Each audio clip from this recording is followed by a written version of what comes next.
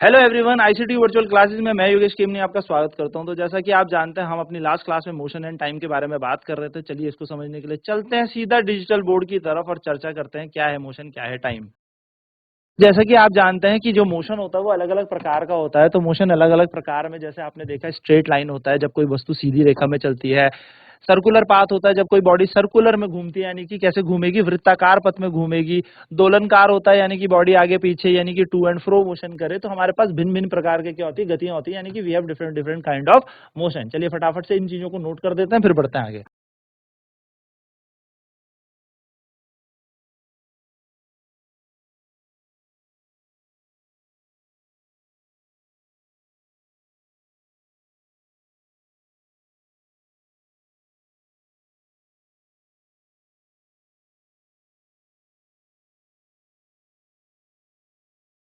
तो जैसा कि आपको पता है, सोल्जर चलते हैं स्ट्रेट लाइन में, तो उसको हम कहते हैं स्ट्रेट लाइन मोशन, यानी कि सीधी रेखा में गति।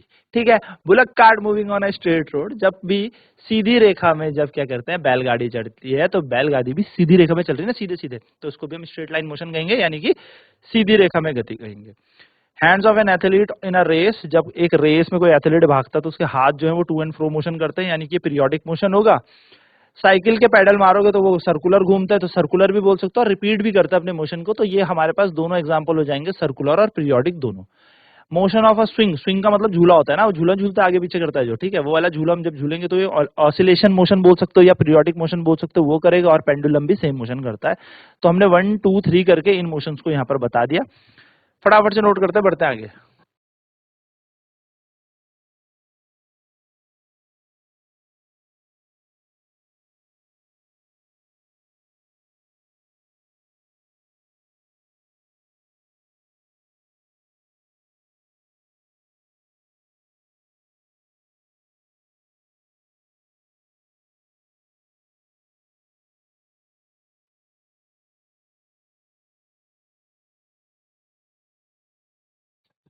सो देखिए यहाँ पे यही है। तो हमने यहाँ पर ये देखना है कि जो बॉडी तेज चलती है, यानी कि जैसे कि हमने लास्ट क्लास में देखा भी था कि जो बॉडी तेज चलती है उसकी स्पीड ज्यादा होती है। तो हम इस चीज को कैसे डिफाइन करेंगे कि उस बॉडी की स्पीड ज्यादा है।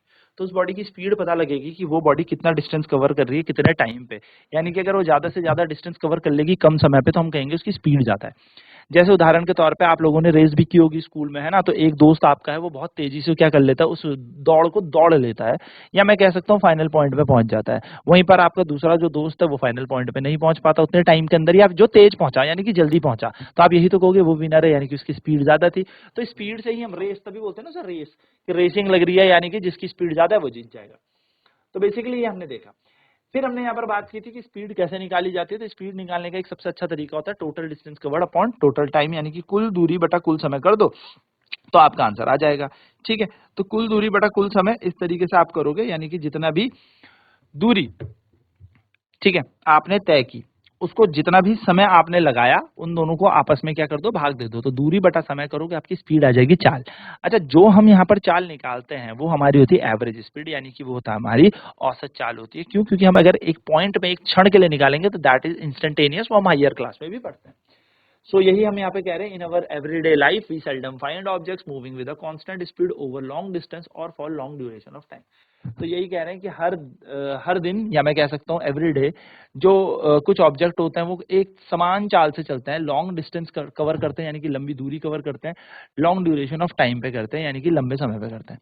If the speed of an object moving along a straight line keeps changing, यानी कि अगर किसी बॉडी की स्पीड चेंज होती रहती है, हर एक क्षण में बदलती रहती है, तो हम उसे कहेंगे नॉन यूनिफॉर्म, यानी कि असमान चाल कह सकते हो, असमान गति कह सकते हो।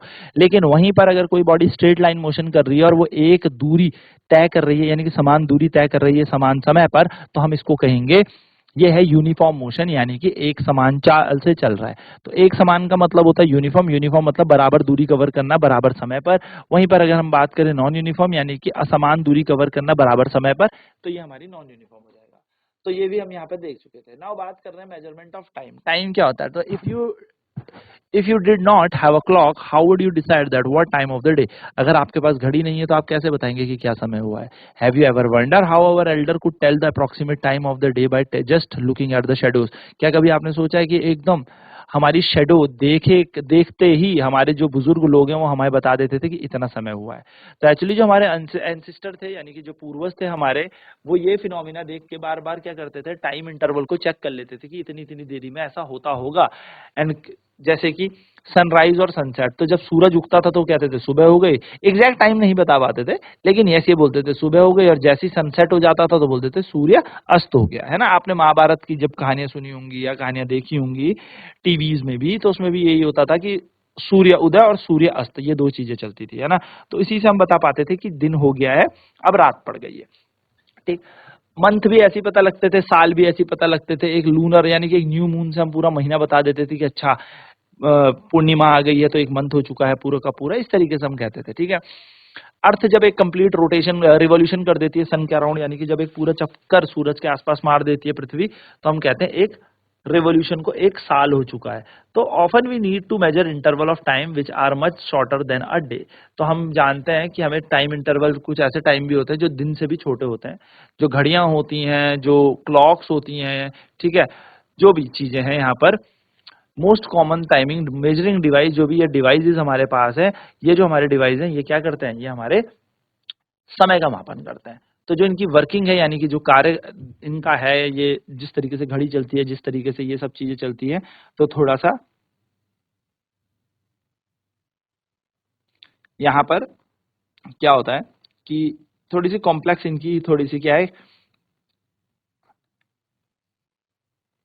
तो थोड़ी सी कॉम्प्लेक्स इनकी वो है, मतलब वर्किंग थोड़ी कॉम्प्लेक्स है कि कैसे ये काम करते हैं। लेकिन yes, but all of them make use of some periodic motion. लेकिन ये कहीं ना कहीं सारी की सारी पीरियोडिक मोशन यानी कि आवर्त गति का ही एक उदाहरण करते हैं, जिसमें से सिंपल पेंडुलम उनमें से ही एक है।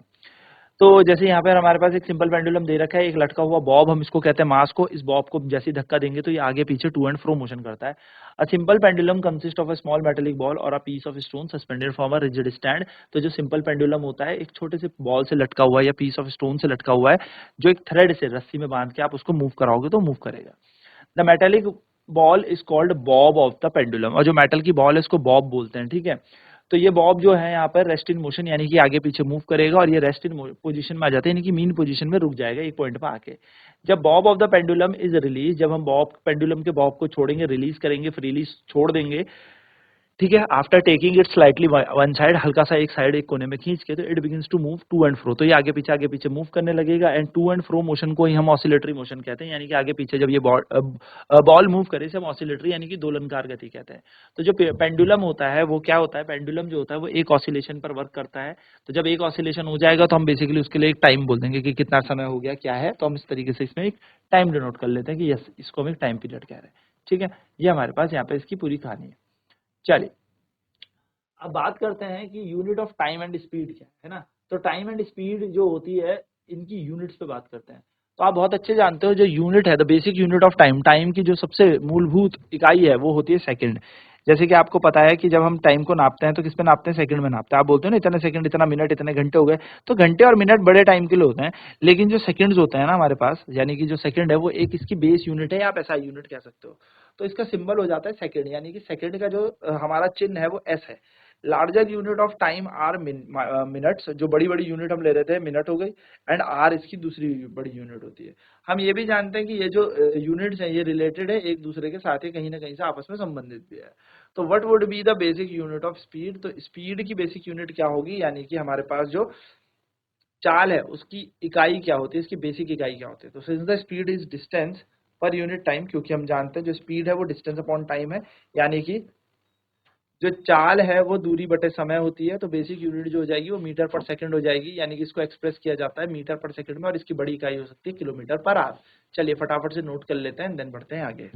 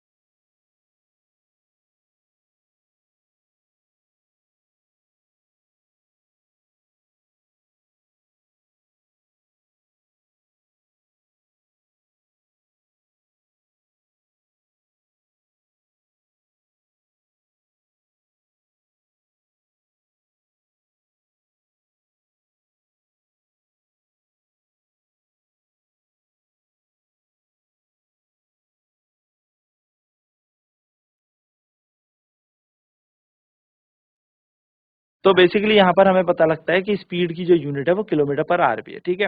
So you must remember that symbol for all unit are written in singular. तो आप याद रखना जितने भी सिंबल होते हैं वो हमेशा सिंगुलर लिखे जाते हैं। जैसे कि 50 किलोमीटर है तो किलोमीटर प्लूरल मत कर देना, 50 केएमएस मत कर देना, किलोमीटर्स नहीं होता। 8 सेंटीमीटर है तो 8 सेंटीमीटर्स नहीं होता, सेंटीमीटर ही होता है। तो बूझो सोच रहा है कि how many seconds are there in a day and how many hours in a year. तो बूझो के दिमाग में ये आ रहा है कि एक दिन में कितने सेकंड होते होंगे और एक साल में कितने घंटे होते होंगे। ये बूझो के दिमाग में एक कहानी आई, तो आप उसकी हेल्प करोगे तो निकालना जरा कि एक दिन में कितने सेकंड होते हैं और एक साल में कितने घंटे होते हैं। एक बड़ा ही इंटरेस्टिंग फैक्ट है about the discovery that the time period of a given pendulum is constant. एक बहुत इंटरेस्टिंग स्टोरी है कि जब ये डिस्कवरी हुई कि जो पेंडुलम का टाइम होता है वो कांस्टेंट होता है, यानी कि नियत होता है। You might have heard the name of famous scientist Galileo Galilei. तो आपने एक बहुत बड़े साइंटिस्ट का नाम सुना होगा गैलीलियो गैलीली का। 1564 से 1642 तक ये थे। It is said that once Galileo was sitting in a church. तो ये कहा गया कि एक बार गैलीलियो जो है वो चर्च में बैठे हुए थे, ठीक है। And he noticed that a lamp suspended from a ceiling with a chain was moving slowly from one end to another end। और ये कहा जाता है कि वो चर्च में बैठे हुए थे तो उन्होंने देखा कि ऊपर से सीलिंग यानी कि छत से एक लैंप लटका हुआ है जो बेसिकली मूव कर रहा था, इधर उधर हिल रहा था। वो थोड़ा सा सरप्राइज हुए कि to find that his pulse beat the same number of the times during the interval in which the lamp complete one oscillation। उन्होंने देखा एक बार लैम्प पीछे गया एक बार आगे आया, यानी कि कंप्लीट ऑसिलेशन हो गई। मेरी जो दिल की या नसों में पंप है, जो बेसिकली हमारी हार्ट बीट होती है, वो भी तो वैसी चल रही है, हमारी पल्स रेट भी वैसे ही चल रहा है, धप धप धप धप ऐसे ही चल रहा है। यानी कि एक ऑसिलेशन खत्म हो रहा है और ये भी चल रहा है।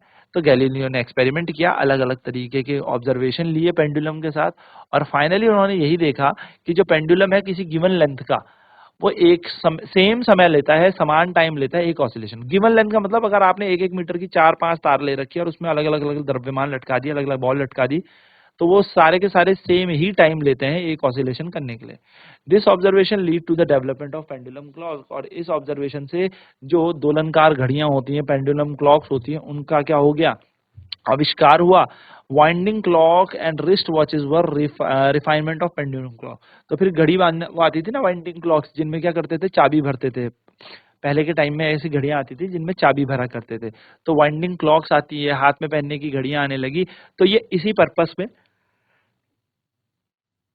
या इसी तरीके से काम करती है जैसे पेंडुलम क्लॉक करता है, ठीक है। तो ये बात आपको ध्यान में रखनी है।